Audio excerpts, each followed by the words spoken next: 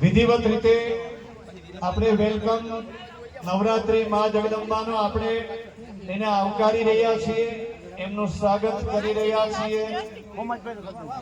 નવરાત્રીમાં તો બધા સ્વાગત કરે, પણ માને આપણે આજે વિશેષ યાદ કરીએ।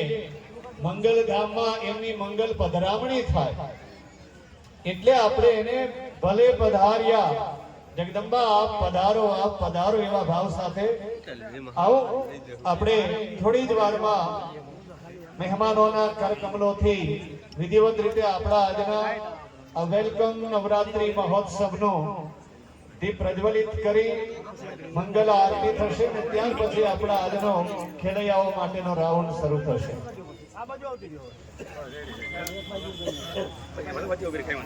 જગદંબાને આપણે જુદી જુદી સ્વરૂપે યાદ કરીએ, કારણ કે એ શક્તિ સ્વરૂપા છે અને એટલે વારંવાર આપણે કહેતા હોઈએ કે યા દેવી સર્વભૂતેષુ શક્તિ રૂપેણ સંસ્થિતા નમસ્તસ્ય નમસ્તસ્ય નમસ્તસ્ય નમો નમઃ।